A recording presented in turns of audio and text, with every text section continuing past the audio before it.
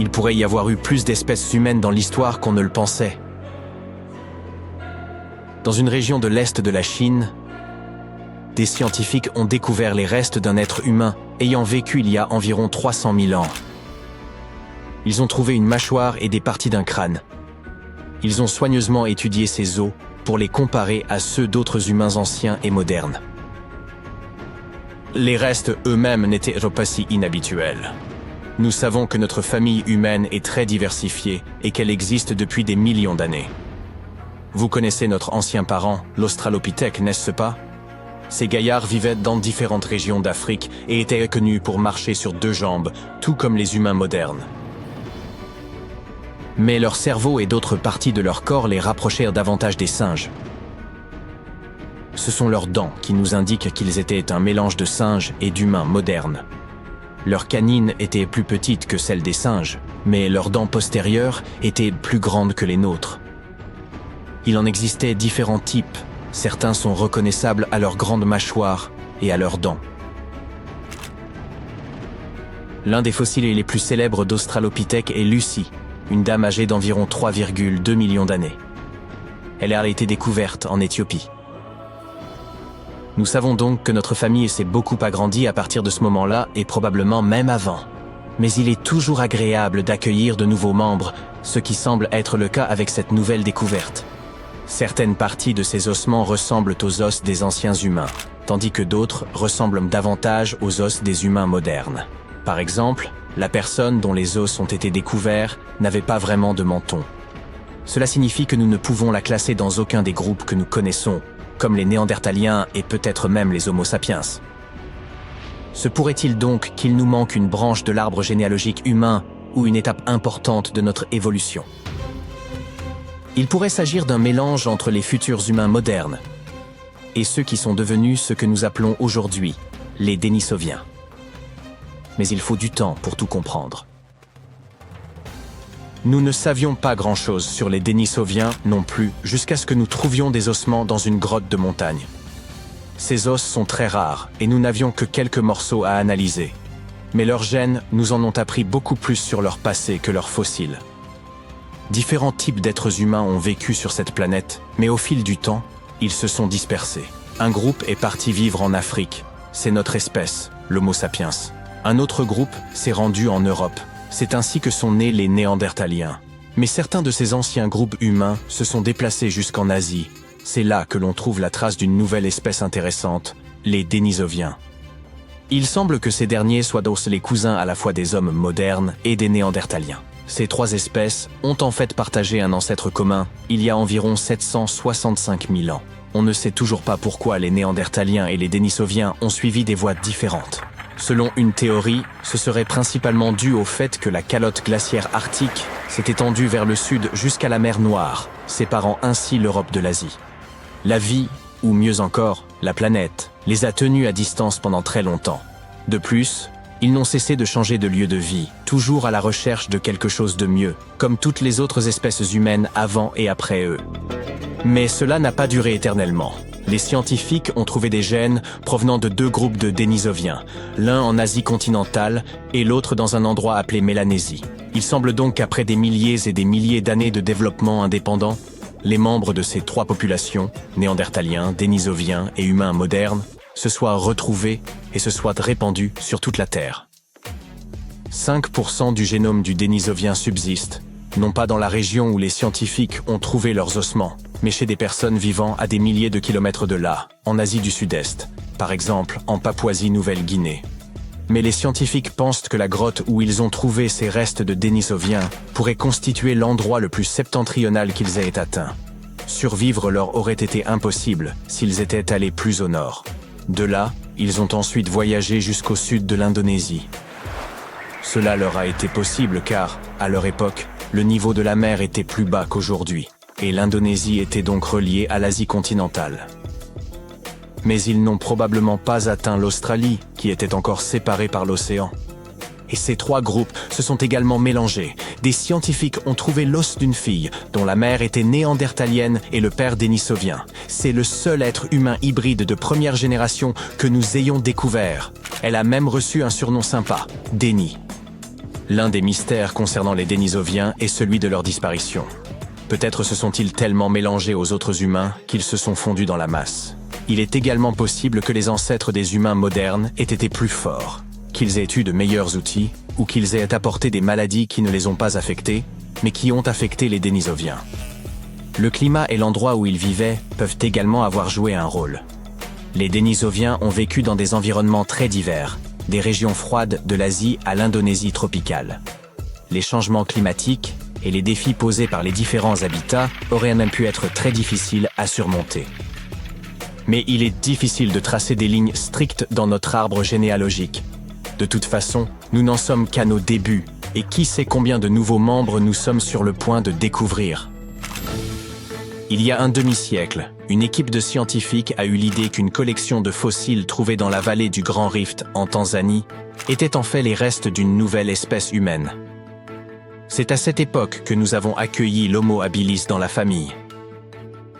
Il s'agissait d'une grande découverte à l'époque, car les gens croyaient généralement que l'histoire de notre évolution était très simple. Il y a d'abord eu les Australopithèques, qui ressemblaient à des singes.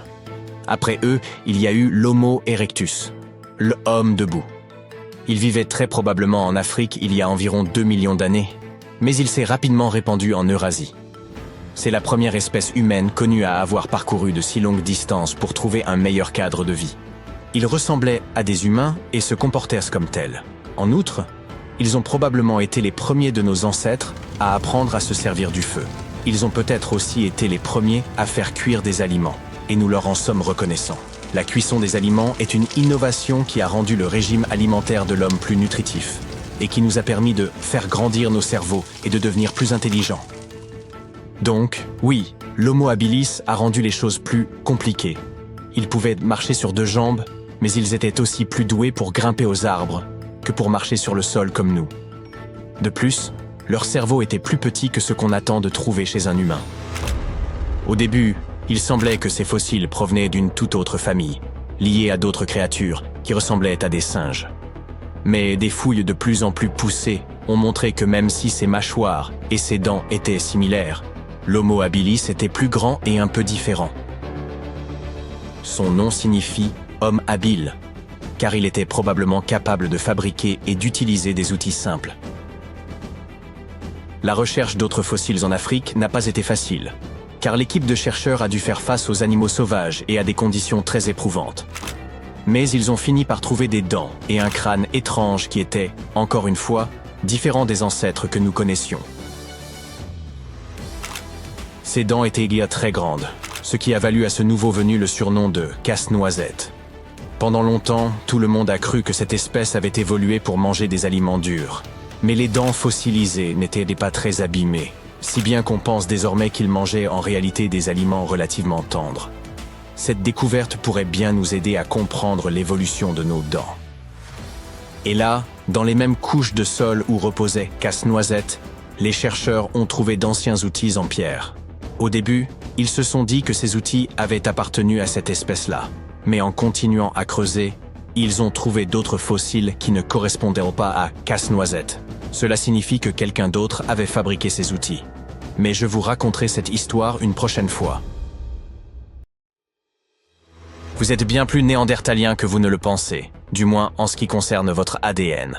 Ces anciens hominidés étaient plus trapus et plus robustes que les humains d'aujourd'hui. Ils fabriquaient des outils en pierre, maîtrisaient le feu, portèrent des vêtements et pratiquaient certains rituels spécifiques. La théorie officielle voudrait qu'ils se soient éteints il y a 40 000 ans. Toutefois, une nouvelle étude suggère qu'il est probable que les Néandertaliens ne se soient jamais complètement éteints, mais aient plutôt fusionné avec les humains modernes. Il semblerait que chaque être humain actuel possède environ 3% du génome néandertalien dans son ADN. Si cela est avéré, cela indiquerait que les Néandertaliens étaient bien plus liés à nos ancêtres que nous ne le pensions, partageant avec eux une longue histoire de cohabitation. Les Néandertaliens étaient des proches parents des humains modernes. Mais nos lignées se sont séparées il y a environ un demi-million d'années. Il y a plus de 10 ans, les scientifiques ont découvert que les Néandertaliens formèrent des familles avec les premiers humains ayant quitté l'Afrique. En conséquence, les populations vivant aujourd'hui en dehors de l'Afrique possèdent environ 1 à 2% d'ADN néandertalien dans leur patrimoine génétique.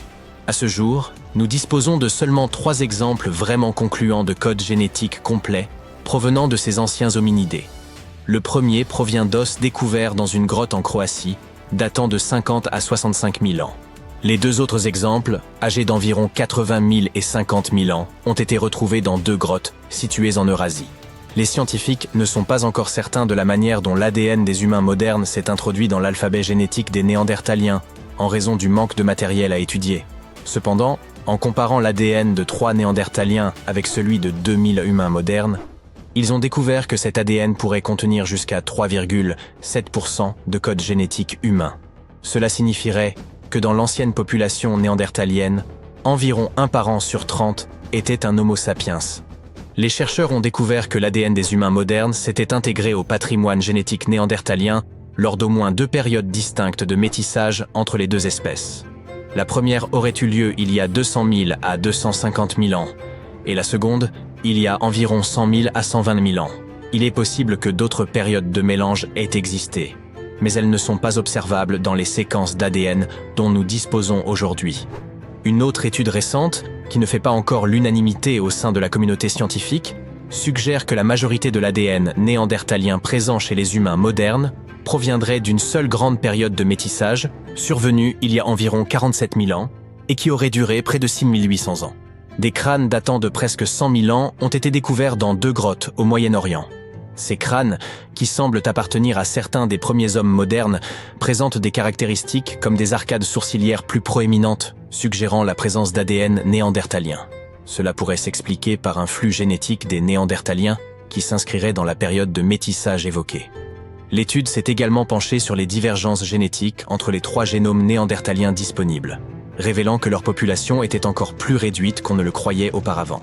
Ce constat pourrait constituer une nouvelle preuve que les Néandertaliens n'ont pas simplement disparu, mais qu'ils se sont en réalité fondus dans le patrimoine génétique des humains modernes. De nombreux groupes d'Homo sapiens ont quitté l'Afrique et se sont emmêlés avec les Néandertaliens que ces derniers n'ont pu demeurer à part. À l'avenir, les chercheurs ambitionnent d'explorer l'impact de l'ADN des humains modernes sur les Néandertaliens, ce qui pourrait éclairer les conséquences, positives ou négatives, d'un tel métissage. Les Néandertaliens ne sont pas nos seuls ancêtres éloignés. Autrefois, au moins 9 espèces humaines peuplaient notre planète. L'une d'elles, Homo habilis, surnommé l'homme habile, doit ce nom à la découverte d'outils en pierre parmi ses restes. Cet hominidé a vécu en Afrique orientale et australe, il y a 2,4 à 1,4 millions d'années. Homo habilis se distinguait par un cerveau légèrement plus volumineux que celui de ses prédécesseurs et un visage rappelant celui des grands singes. L'Homo habilis mesurait environ 1,20 m et avait une alimentation variée. Pendant longtemps, les scientifiques l'ont considéré comme le plus ancien membre de la lignée humaine. Cependant, de nouvelles méthodes de datation ont révélé que l'Homo erectus, un autre hominidé, pourrait être plus ancien et ne pas être directement apparenté à l'Homo habilis. Homo naledi, découvert en 2013 dans une grotte en Afrique du Sud, est un membre encore plus énigmatique de notre famille humaine. C'est la seule région du monde où ces restes aient été retrouvés. Bien qu'ils se soient déplacés debout, mesurant environ 1,40 m pour un poids d'environ 40 kg, ils étaient également adeptes de l'escalade. Leur cerveau était petit, et nous connaissons peu de choses sur leur mode de vie, car aucun outil en pierre ou autre élément culturel n'a été découvert. Toutefois, certains scientifiques émettent l'hypothèse qu'ils pourraient avoir enterré leurs morts et pratiqué l'art rupestre. En 2010, des fossiles ont été mis au jour dans une grotte de Sibérie, mais leur appartenance à une espèce précise restait incertaine. Ces fossiles sont ceux des Denisoviens, un groupe ayant vécu entre 1904 000 et 50 000 ans avant notre ère. Bien que peu de fossiles de Denisoviens aient été découverts, les analyses ADN ont révélé qu'ils étaient étroitement liés aux Néandertaliens et aux humains modernes. Ils ont même formé des familles avec les premiers humains, notamment en Asie du Sud-Est. Faute de fossiles suffisants, les Denisoviens n'ont pas reçu de nom d'espèces distinctes, mais leurs gènes se retrouvent dans l'ADN des humains actuels, suggérant qu'ils pourraient appartenir à notre propre espèce. À mesure que les chercheurs approfondissent leurs études sur les Denisoviens et les fossiles découverts en Asie, notre compréhension des différentes espèces humaines et de leur place dans notre arbre généalogique pourrait s'affiner. En 2003, des fossiles d'une espèce humaine de très petite taille ont été mis au jour dans une grotte sur l'île de Flores, en Indonésie. Ces individus, appartenant à l'espèce Homo floresiensis, ont vécu de 100 à 5000 ans avant notre ère. Ils ne mesuraient qu'environ 1 mètre de hauteur. Les scientifiques pensent qu'ils descendent probablement de l'Homo erectus et qu'ils auraient rétréci au fil du temps, en raison des ressources alimentaires limitées sur cette île isolée. En raison de leur petite stature, ils sont parfois surnommés les hobbits. Il y a environ 4000 ans, les Homo sapiens, c'est-à-dire nous, étaient les derniers représentants d'une lignée diversifiée d'espèces humaines capables de se mouvoir sur 2 jambes. La question se pose alors, que sont devenues les autres espèces et avons-nous joué un rôle dans leur disparition? Certains experts suggèrent que notre survie serait due à la longévité accrue de notre progéniture ou à notre meilleure capacité à nous adapter aux changements climatiques. D'autres pensent que nous avons peut-être concurrencé ces autres espèces humaines, voire fusionné avec elles en partageant nos gènes. Les premiers Homo sapiens, qui sont apparus en Afrique il y a environ 3000 ans, ne nous ressemblaient pas exactement, mais ils étaient bien plus proches de notre aspect que les autres hominidés. Ils avaient des crânes hauts et arrondis avec des fronts presque verticaux. Contrairement aux Néandertaliens, ils ne possédaient ni les épais sourcils ni les mâchoires saillantes présentes chez l'Homo naledi. Fait intéressant, ils avaient également un menton, une caractéristique unique parmi les premiers humains, bien que sa fonction reste un mystère. Les Homo sapiens vivaient en groupes plus importants et possédaient une diversité génétique plus grande que les autres hominidés. Cette organisation sociale étendue offrait de nombreux avantages, non seulement pour la santé, mais aussi pour la survie. Les vastes réseaux entretenus à travers diverses régions agissaient ainsi comme un filet de sécurité. En cas de pénurie, ils pouvaient se tourner vers d'autres groupes et ces derniers leur portaient assistance, car ils n'étaient pas considérés comme des rivaux, mais comme une seule et même famille. Ces réseaux étendus facilitaient également la diffusion d'idées et d'inventions nouvelles. Une simulation de grande ampleur a révélé que les espèces humaines ultérieures ont pu coloniser divers environnements grâce à ces vastes réseaux et à leur remarquable capacité d'adaptation. Bien que les Néandertaliens fussent très intelligents, les Homo sapiens disposaient peut-être d'un subtil avantage intellectuel.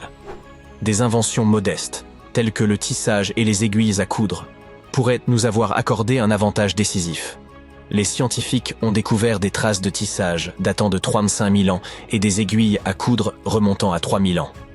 Le tissage permettait de fabriquer des paniers et des filets pour attraper la nourriture, tandis que les aiguilles à coudre permettaient de confectionner des vêtements et des abris plus efficaces, assurant ainsi chaleur et protection, 2 éléments cruciaux pour la survie.